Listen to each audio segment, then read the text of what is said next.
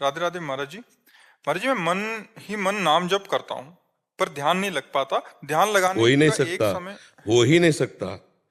अगर मन ही मन ध्यान नाम जप कर रहे हो तो ध्यान सहित ही होगा, क्योंकि मन अगर चला गया तो मन सहित जप कहाँ रहा। जवान से जप कर रहे हो, मन कहीं चला गया ये तो मान सकते हैं, लेकिन मन ही मन जप कर रहे हो, मन चला गया तो फिर जप बंद हो जाएगा, जप रुक जाएगा। क्योंकि मानसिक जप उसे ही कहते हैं, जैसे हम जो हम जप कर रहे हैं हम लिख रहे हैं, वही हमारे सामने लिखा है, वही हमारे दिमाग में चल रहा है, वही हम सुन रहे हैं। अगर एक क्षण भी हटा तो ये सिस्टम टूट जाएगा। जो हम जप रहे हैं, मानो जैसे राधा, हमारे सामने लिखा है राधा, हमारे अंदर गूंज हो रही राधा, उसे हम कानों से सुन रहे हैं राधा, इसे मानसिक कहते हैं। ये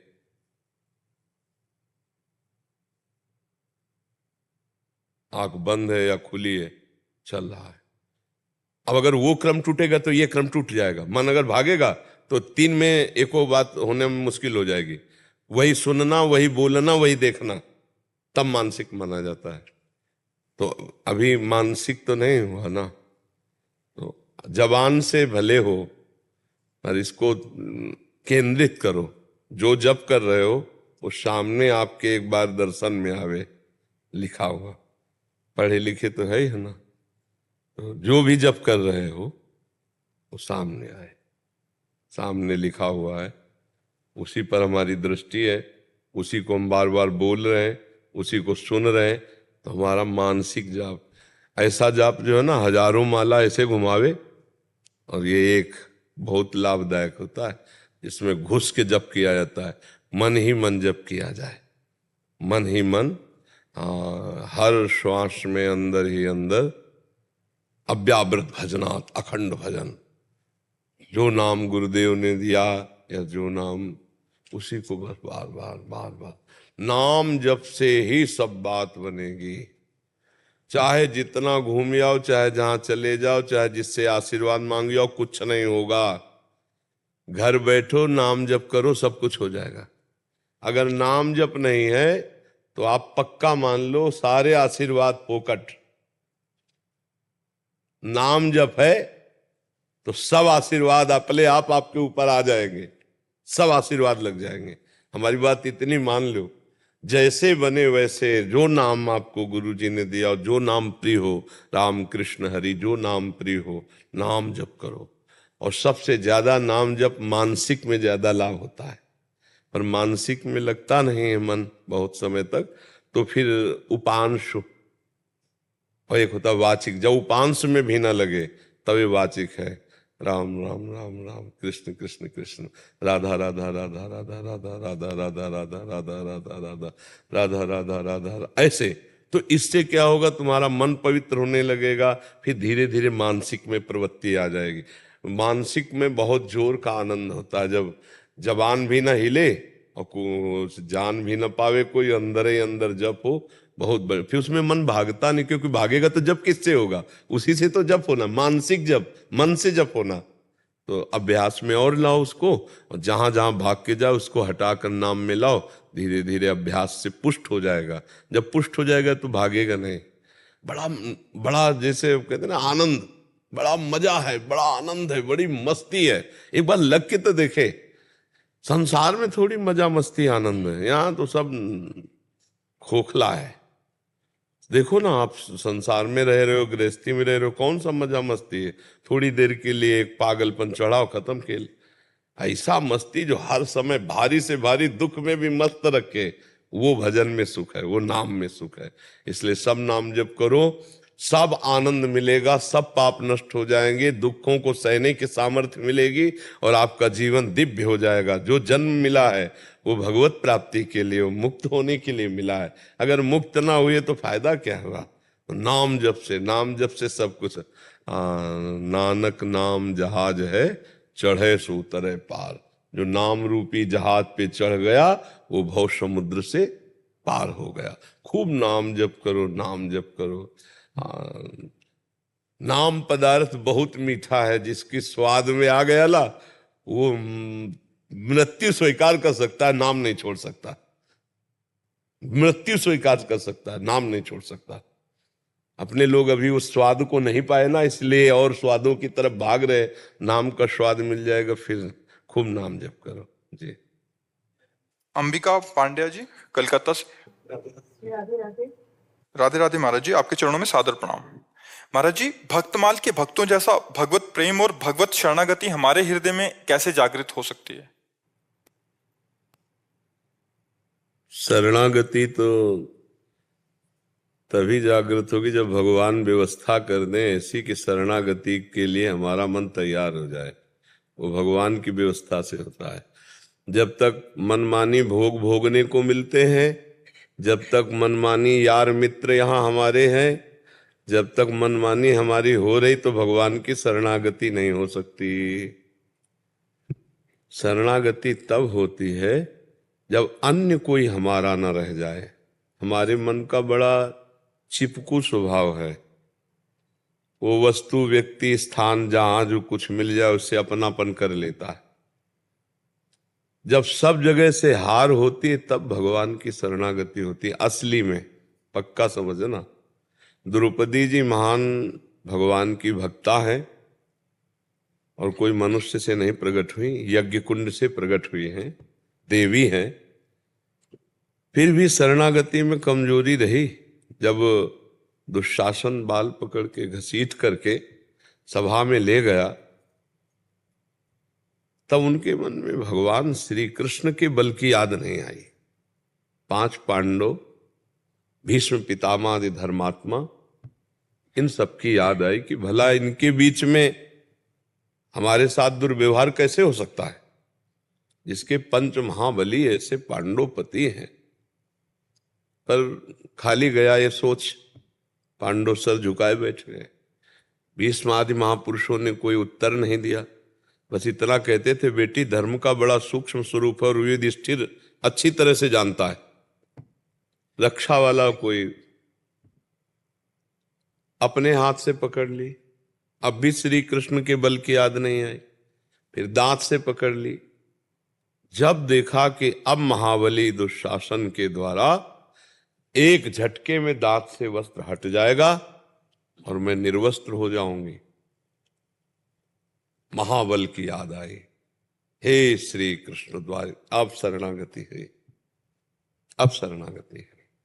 जो शरणागति है वो एक भरोसो एक बल एक आस विश्वास एक राम घन श्याम हित चातक तुलसीदास। चातक की तरह अपने इष्ट देव के प्रति पूर्ण समर्पण, एक भरोसा एक बल एक आस एक विश्वास। अभी हमारे कई भरोसे, कई विश्वास, कई मित्र, कई जो है ना, कितने कितनों के सामने बोला है कि हम आपको प्यार करते हैं। ये हम प्रभु से भी बोलते हैं और जगत से भी बोलते हैं। तो मोह कपट छल छिद्र न भावा, इसलिए प्रभु नहीं मिल रहे। ये शरणागति मात्र ही भगवान का प्रादुर्भाव करने के लिए समर्थ है। जे ही द्रौपदी शरण में हुई तो यही वस्त्रावतार भगवान का हो गया ना। देखो गजेंद्र कब पुकारा भगवान को, जब सब तरह से हार गया। ये जीव का स्वभाव है। पहले हाथी हाथिनियों का बल, फिर अपना बल, और जब देखा कि अब सूंड डूबने वाली, अब तो कोई बल नहीं, तो पुकारा हरि। यही जीव की दशा है। जब तक आसपास पड़ोस मोबाइल नंबर कुछ बल रहता है तब तक वो हरि को नहीं। तो हमें लगता है शरणागति की व्यवस्था भगवान ही करते हैं। भगवान कृपा करें और मेरे इस अज्ञान को दूर कर दें कि मेरा कोई है इस जगत में, और ये हमारे दिमाग में बात आ जाए, मेरे तो गिरधर गोपाल दूसरो न कोई। बस ये दूसरा जो है यही शरणागति नहीं होने दे रहा। चाहे वो व्यक्ति हो, चाहे वस्तु हो, चाहे स्थान हो, कुछ है हो, कुछ दूसरा जो कुछ है वही बाधा है, द्वैत ही बाधा है। दूसरो न कोई, मेरे तो गिरधर गोपाल। अब भगवान से प्रार्थना करें कि मेरे मन को घेर कर आप अपने चरणों की शरण में ले लीजिए।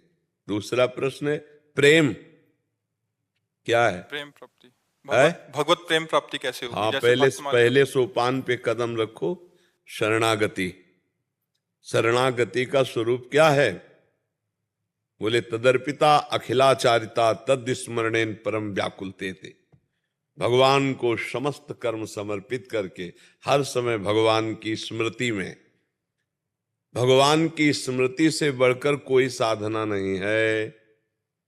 पूरी गीता जी सुनने के बाद, गीता का प्रारंभ शरणागति से होता है, शिष्यस्तेहम साधिमाम त्वाम प्रपन्नम, यहां से, और पूर्णता होती नष्टो मोहा स्मृतिर्लब्धा तत्प्रसादान मयाचिता।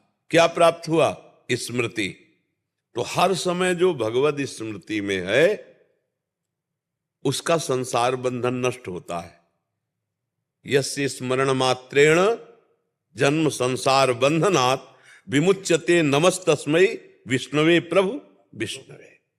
जिनका स्मरण मात्र जन्म मृत्यु के प्रवाह को रोक देता है, उन भगवान की स्मृति हमारे अंदर पहले जागृत हो। मधुर मधुर स्मृति आठों पहर, जैसे गंगा की अखंड धारा समुद्र में जा रही, ऐसे हमारे चित्त की सब प्रवृत्तियां, सब वृत्तियां एकमात्र भगवान में।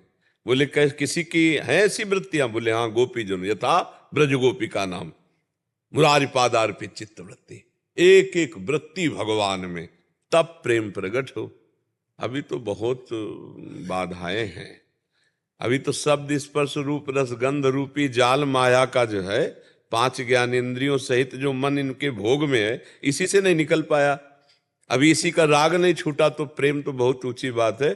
पहले हम प्रयास करें शरणागति का, और हम प्रयास करें अखंड भजन का, फिर अपने आप ये प्रेम रूपी महान सिद्धि अपने आप जागृत होती है। या गुण साधन ते नहीं हुई, तुम्हारी कृपा पाओ कोई कोई। तो नाम जप पर किसका प्रश्न था? नाम जप पर ध्यान दो, अधिक नाम जप करो और भगवान की शरणागति में रहो। हे नाथ, मैं आपकी शरण में हूं, आपके सिवा हमारा कोई नहीं, और खूब नाम जप करो, इसी से सब काम बन जाएगा। नाम ही प्रेम मूल यह नाम है, प्रेमी रसिक जपत यह नाम, प्रेम मगन निज बन विश्राम। जितना नाम जप करोगे उतना ही प्रेम, प्रेम मूल यह नाम है। प्रेम का मूल क्या है? नाम। जितना नाम जप करोगे, भजन करोगे, उतना ही प्रेम जागृत होगा, उतना ही हृदय निर्मल होगा, उतने ही भगवान की शरणागति हो। अगर भजन नहीं है तो सब वेद और शास्त्र कंठस्थ कर लो, फिर भी कल्याण नहीं होगा। भजन नाम जप जरूरी है। नाम जप के बिना ककाहरा न पढ़े हो, राम राम राधा राधा कृष्ण कृष्ण हरि हरि जपने लगे, सब ज्ञान हो जाएगा, बहुत समुद्र से पार हो जाएगा, सब कुछ हो जाएगा। और भगवान का भजन नहीं है और खूब सब ज्ञान वैराग्य, खूब काम नहीं बनेगा, माया ऐसे थप्पड़िया के गिरा देगी। नाम जप, भगवान नाम संकीर्तन, भगवान नाम जप, ये जीव के लिए अमोघ बात है, अमोघ बात। जिसकी दिमाग में बैठ जाएगा तो जान लो अनंत जन्मों के पुण्य हमारे फलीभूत हो गए। अगर ये दिमाग में बात बैठ जाए कि निरंतर नाम जप और भगवान के भरोसे हो जाना, यही भव समुद्र से पार होना, यही भगवान से प्रेम करा देगा, जो चाहोगे प्राप्त हो जाएगा। ई परलोक सकल सुख पावत, मेरी सो भैया कृष्ण गुण संचु। कृष्ण के गुणों का गायन करो, नाम जप करो, इस लोक में भी सुखी रहो, परलोक में भी सुखी रहो। प्रभु के दास सब जगह सुखी रहते हैं, उदास नहीं होते। दामनी रघुवंशी जी, राधे राधे महाराज जी।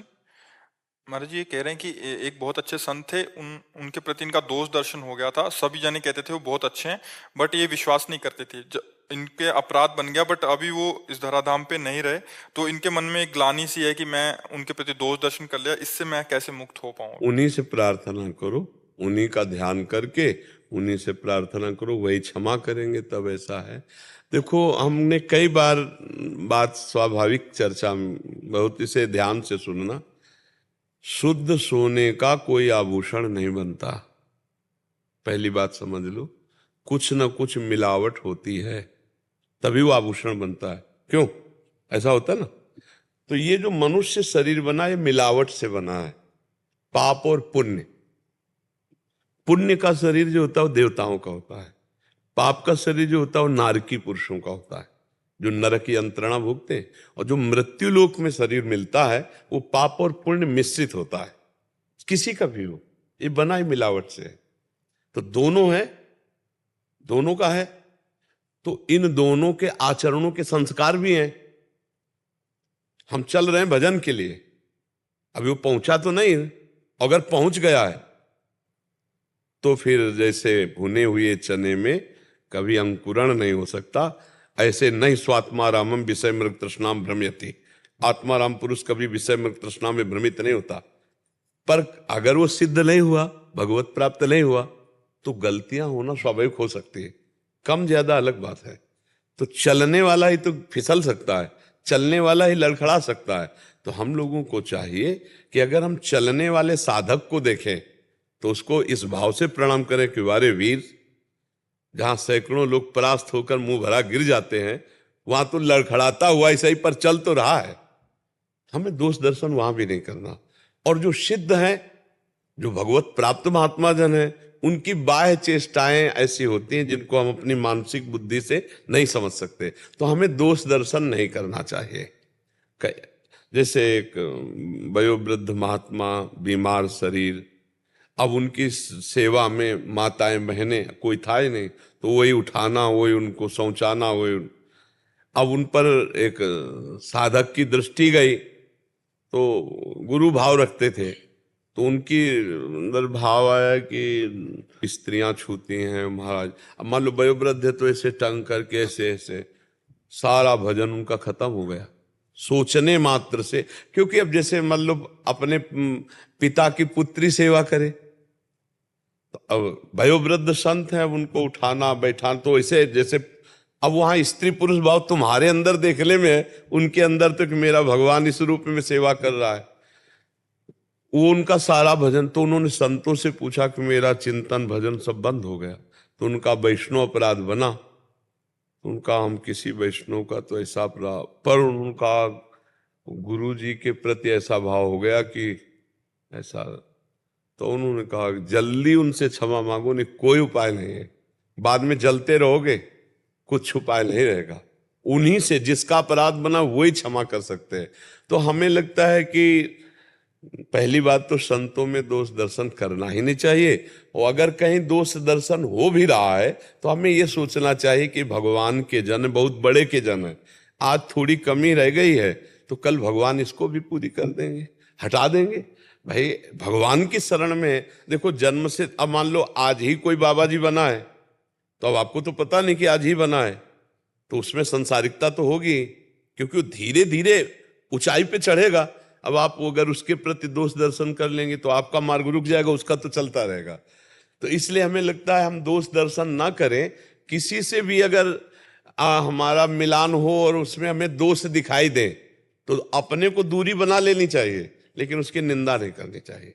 अपने को नहीं सूट कर रहा संग आपका, और भी है, हम आगे देखेंगे, पर निंदा करने की जरूरत रहे। निंदा करने से फिर अपनी हानि हो जाएगी।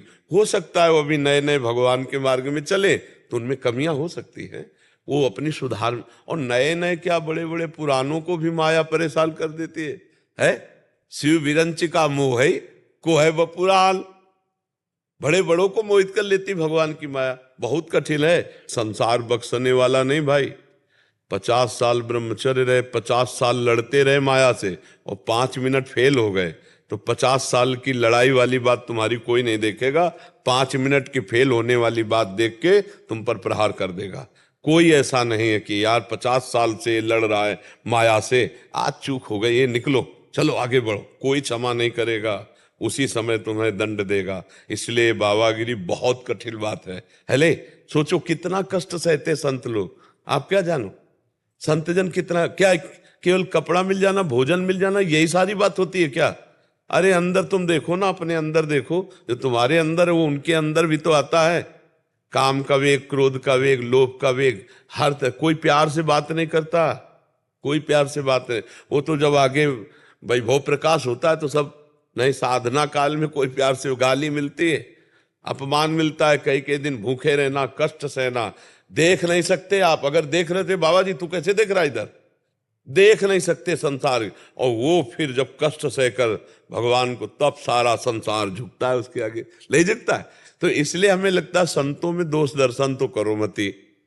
देखो कुछ होते हैं जो इस वेश का प्रयोग केवल वासना पूर्ति के लिए करते हैं, वो एक दंभ पाखंड अलग होता है। लेकिन जो सच्चाई से चलता है तो चढ़ने वाला ही फिसल सकता है, दौड़ने वाला ही गिर सकता है और गिरने वाला ही उठकर लक्ष्य को प्राप्त करता है। तो हमें लगता है दोष दर्शन नहीं करना चाहिए, और अगर दोष दर्शन हो रहा है तो हमें हट जाना चाहिए, निंदा नहीं करनी चाहिए। अगर हम निंदा नहीं करेंगे तो हमारा मार्ग पुष्ट हो जाएगा। वो भगवान के जन है तो साम दाम दंड भेद से भगवान एक दिन उन्हें सच्चा भगत बना लेंगे, क्योंकि भगवान की शरणागति व्यर्थ नहीं जाती। पर हमको अपने बचाव के लिए किसी की निंदा नहीं करनी चाहिए। तो आप उन्हीं संत का ध्यान करते हो, उन्हीं से प्रार्थना कीजिए, वो भगवान के स्वरूप हैं, जरूर क्षमा कर देंगे। संत बड़े दयालु होते हैं जी। राजीव कुमार शर्मा जी। राधे राधे। राधे राधे महाराज जी। महाराज जी, दुनिया में बुराई क्यों है? भगवान का बगीचा है।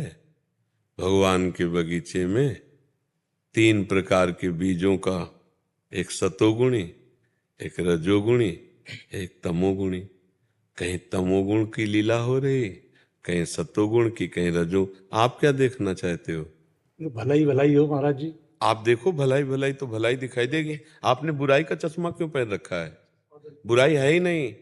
गोस्वामी जी ने चश्मा अपना बदला तो देखा जड़ चेतन जग जीव जत सकल राम मैं जानी, सकल राम मैं जानी, बंदों सबके पद कमल सदा जोरि जुग पानी। गोपी जनों ने देखा जित देखूं तित श्याम मई है। आप तो बुराई में ही कह रहे हो। बुराई है क्यों सब? कहाँ है? बुराई की सत्ता ही नहीं है। ना सतो विद्यते भाव, ना भाव विद्यते सत्ता। आप क्यों सत्ता दे रहे हैं? सत्ता ही नहीं है। रस्सी पड़ी है, सांप आपको दिखाई दे रहा है, सांप नहीं रस्सी है। आप देखो ना, ब्रह्म सत्यम जगत मिथ्या। क्या देख रहे हो? मिथ्या को सत्य मान रहे हो। सुधार करो अपना। ना वो तो है ही बात। तो फिर है ही नहीं ना। जो है ही नहीं, रस्सी में सांप था नहीं, है नहीं, रहेगा नहीं।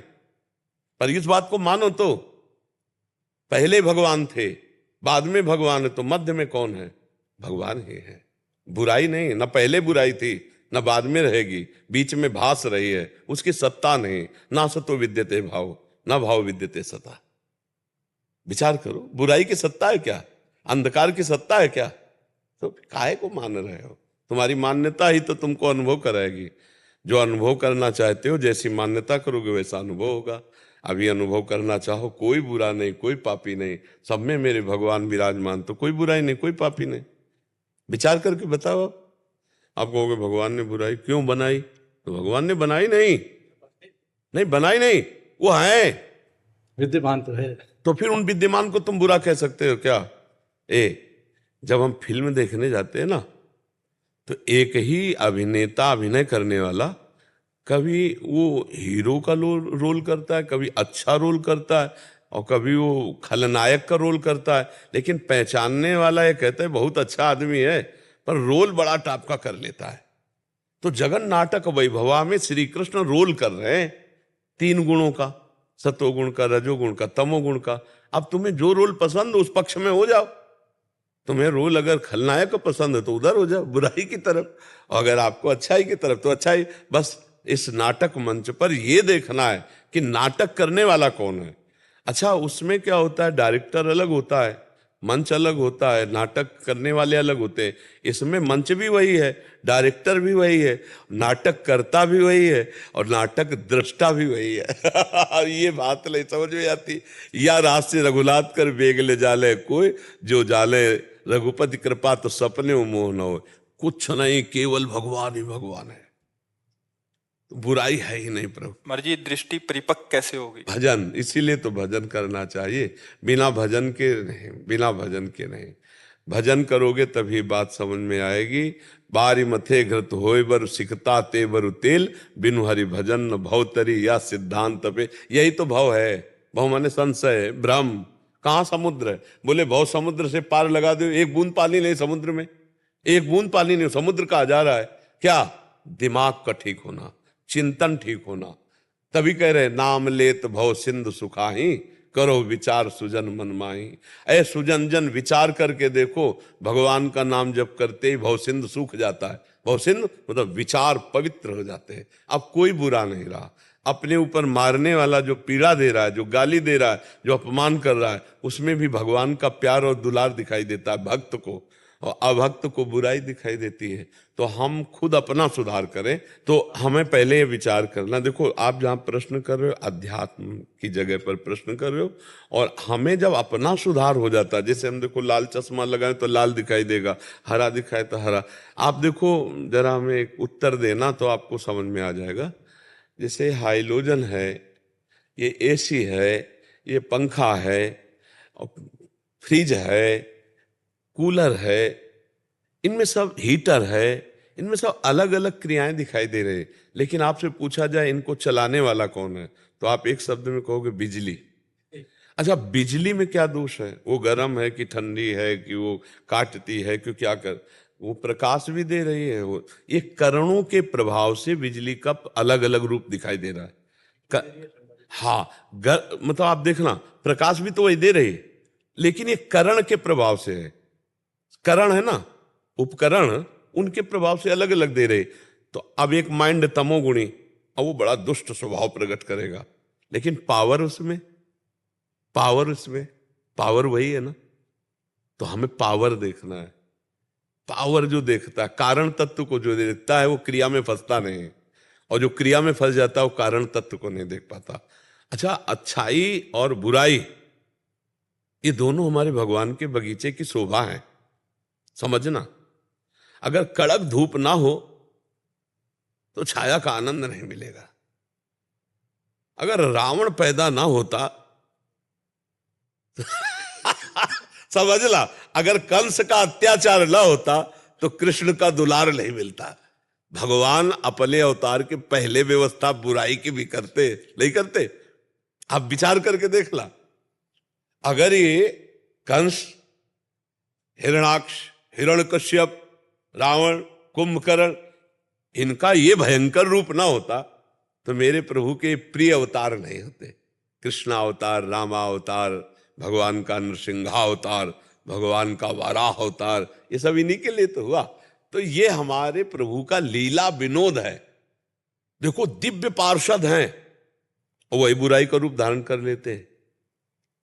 तो भगवान उस बुराई को मिटाने के लिए अवतार ले लेते हैं, और हम भक्तों की जीवन पालन पोषण के लिए उनके पावन चरित्र, पावन नाम, पावन गुण, उन्हीं को गा गा कर हम जीवन मुक्त हो जाते हैं। तो हमें लगता है बुराई कुछ नहीं, भगवान की एक लीला का वो भी हिस्सा है। आपने शास्त्र स्वाध्याय किया होगा तो अगर पता चलेगा, भगवान की छाती से धर्म प्रकट होता है और पीठ से अधर्म प्रकट होता है। पीठ से भगवान के अधर्म प्रकट होता है और छाती से धर्म प्रकट होता है। तो पीठ में घूंसा मारो तो भगवान के लगेगा, और छाती में मारो तो भगवान। इसीलिए संत जन हाथ जोड़ते सब में। ये क्रूरा पिपापिनो नच सताम संभाष्य दृश्यात। ये देखो, अध्यात्म की बात कह रहे हैं।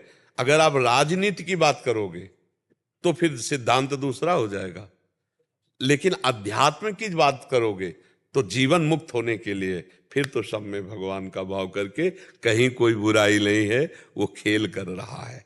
बुराई से ही हम अच्छाई की पहचान कर पाते हैं।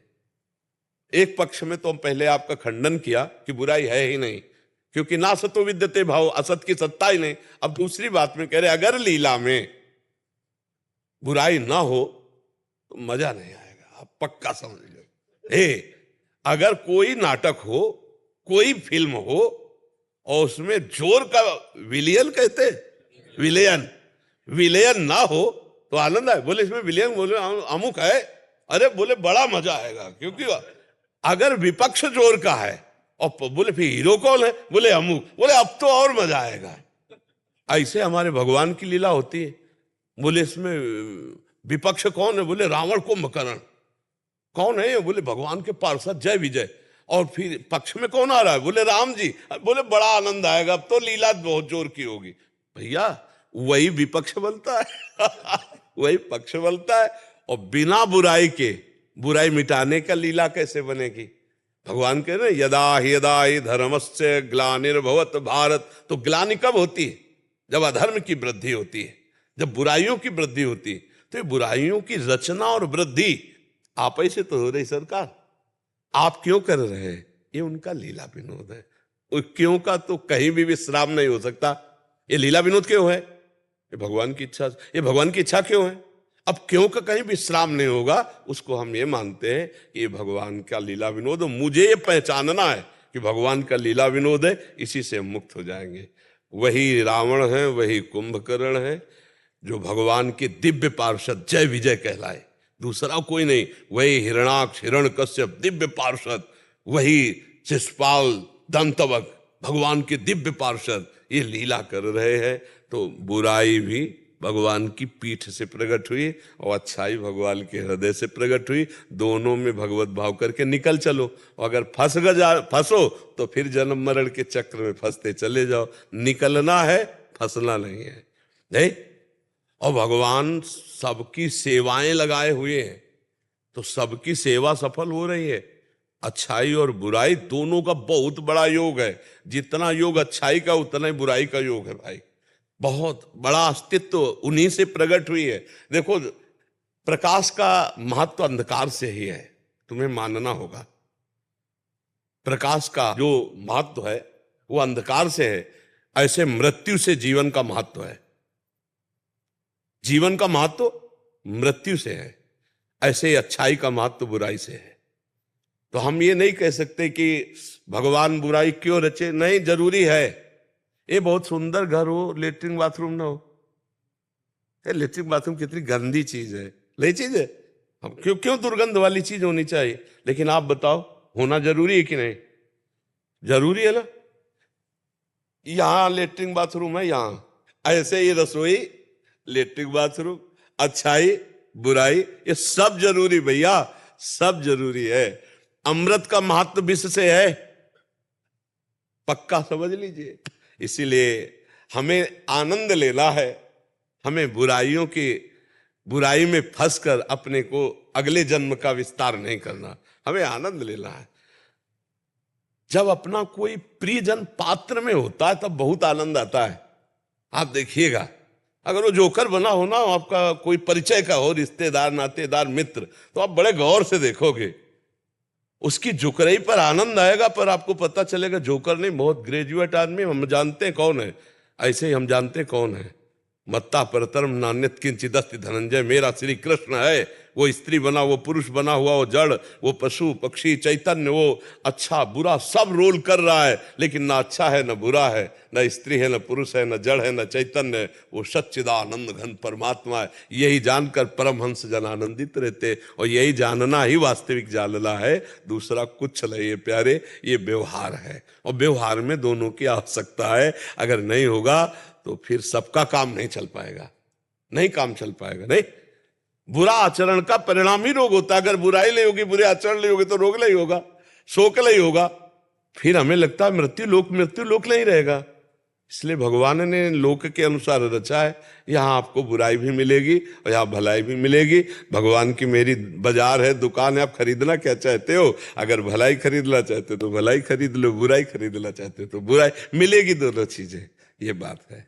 और ये हम दूसरी बात में कह रहे हैं। पहली बात में तो खंडन करते हैं कि बुराई है ही नहीं, क्योंकि ना सतो विद्यते भाव, ना भाव विद्यते सत्ता। सत का कहीं अभाव नहीं है और असत की कभी सत्ता ही नहीं है। जैसे रस्सी में कभी सांप न था, न है, न रहेगा, ऐसे परमात्मा में माया न थी, न है, न रहेगी। ये भास रही है, वो परमात्मा ही परमात्मा है। सर्वम खलमिदम ब्रह्म। और दूसरी बात व्यवहार की कि व्यवहार में इसकी जरूरत है, लेकिन अपने को नहीं धारण करना। पूरी सृष्टि में इसकी जरूरत है, इसका महत्व है। जो भगवान ने रचा उसको ये न समझे कि क्यों रचा, क्योंकि जरूरत है सृष्टि में उसकी। जितना अमृत का महत्व है उतने विष का महत्व है, पक्का समझ लीजिए। अगर विष ना हो तो काम नहीं चलेगा सृष्टि का, विष चाहिए। जितना निर्व्यसन होने में आनंद है, उतना ही एक सृष्टि में व्यसन की भी जरूरत है। रचा है भगवान ने। कितनी औषधियां जहरीली वस्तुओं से बनती है। बड़े बड़े रोगों का नाश करने वाले, जैसे संखिया है, उसको ऐसे खा लो तो मर जाओगे, और वैद्य शोध के दे दे तो दमा आदि बड़े बड़े रोगों का नाश करने वाला बनता है। तो सब भगवान ने जो किया है बहुत सुंदर किया है, बस केवल समझना अपने को है। अपने प्रतिकूल पड़ता है तो हम फिर गाली देने लगते हैं। नहीं तो अपनी अनुकूलता प्रतिकूलता अगर समतुलता में आ जाए तो भगवान की ये बाजार बहुत आनंदमय बाजार है। ना कहो से दोस्ती और ना कहो से बैर। परमहंस जन ऐसे निकल जाते हैं बाजार से, संसार से, ना किसी से दोस्ती ना किसी से बैर, और अपने लोग फंस जाते हैं अनुकूलता प्रतिकूलता राग द्वेष में।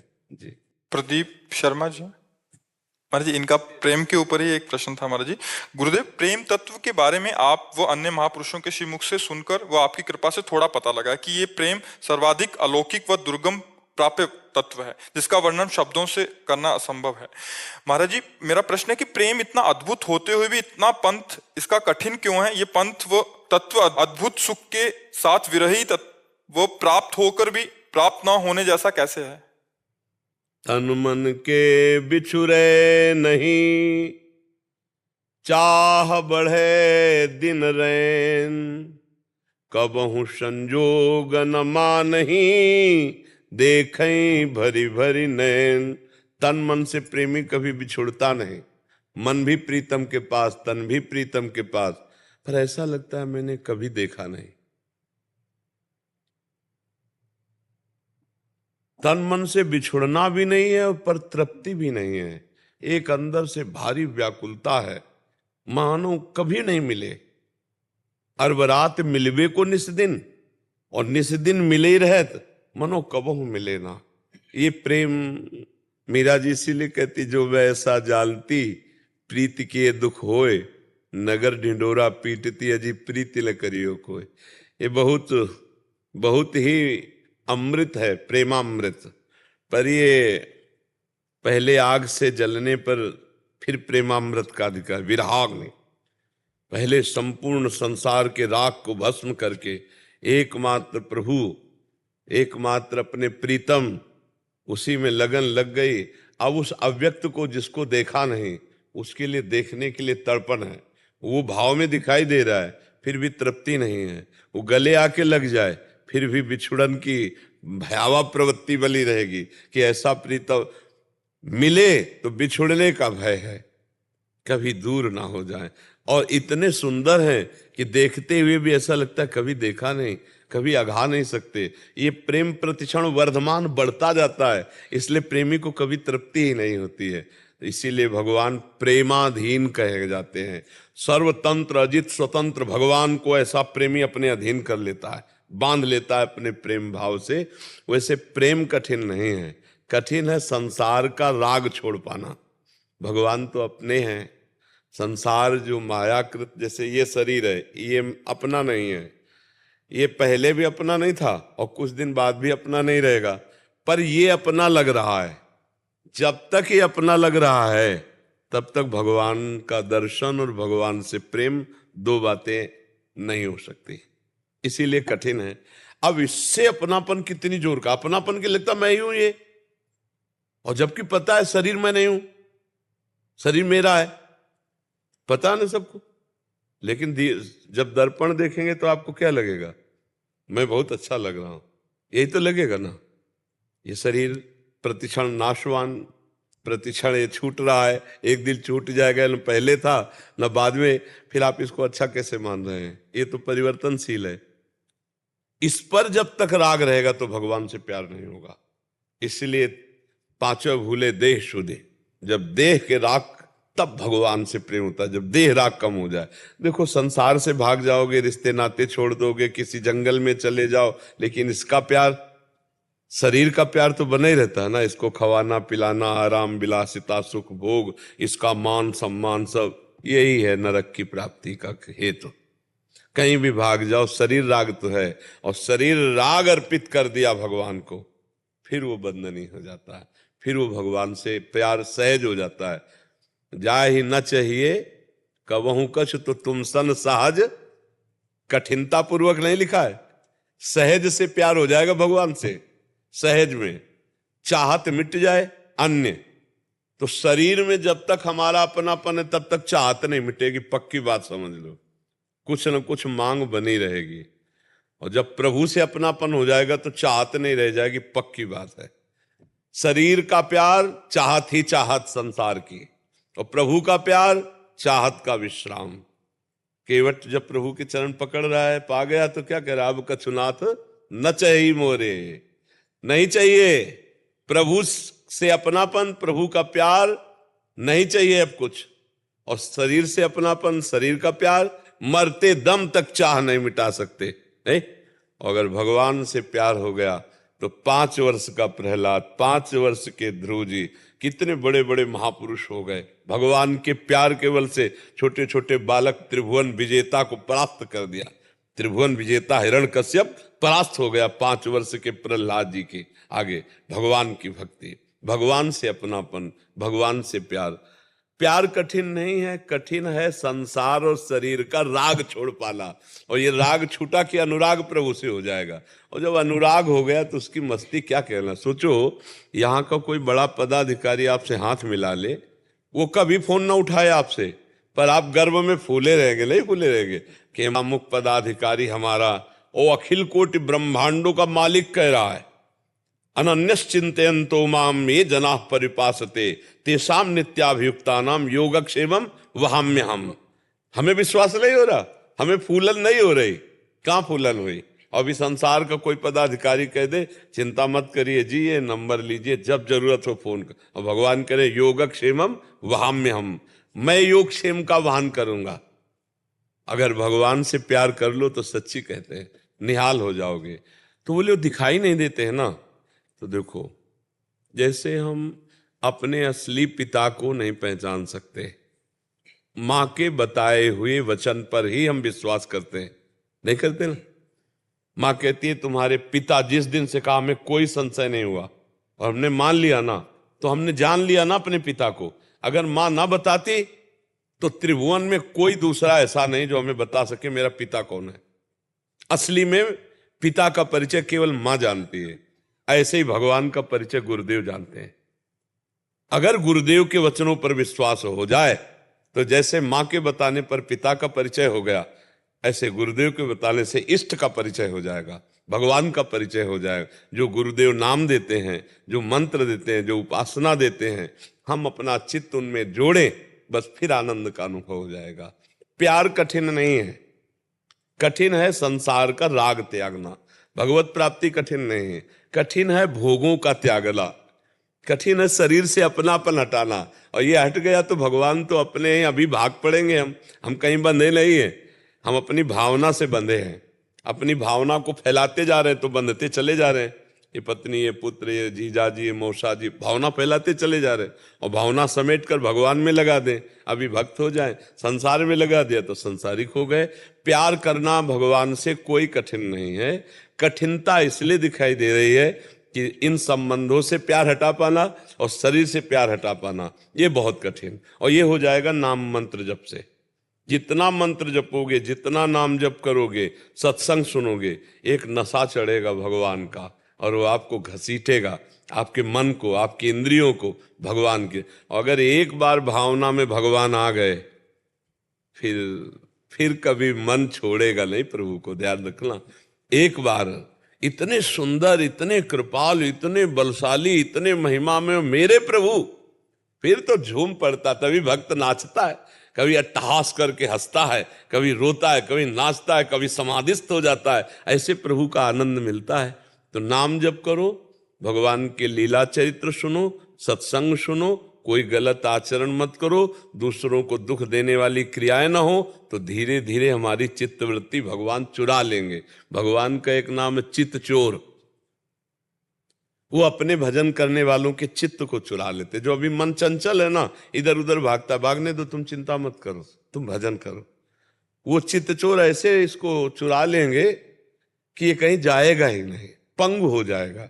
पर रोते रहोगे, रोते रहोगे, आनंद की उमगन में रोते रहोगे। इसलिए नाम जप बहुत जरूरी। नाम जप और सत्संग और अपने आचरणों को पवित्र रखो। जितना पवित्र आचरण रखोगे उतनी ही परम पवित्र वृत्तियां उठेंगी, और परम पवित्र वृत्तियां ही परम पवित्र भगवान की तरफ हमको आकर्षित करें। ये पाप वाली बातें भगवान से विमुख कर देती हैं। पापवंत कर सहज स्वभाव, भजन मूर्ति भाव न काऊ। और संसार में पाप की बाहुल्यता है। आपको पाप कराने वाले मित्र मिल जाएंगे, पाप कराने वाली बातें अच्छी लगेंगी, इसकी सुविधा मिल जाएगी। पर भजन कराने वाले मित्र मिलना, भजन की बातें सुनाना भगवान की तरफ, ये बहुत कठिन है। ये तभी तुलसीदास जी ने कहा है कि सुत दारा धन लक्ष्मी पापी के घर होए, संत समागम हरि कथा तुलसी दुर्लभ। दुर्लभ बात, दो बातें रखी गई, भगवान की लीला कथा और भगवत प्रेमी महात्माओं का समागम।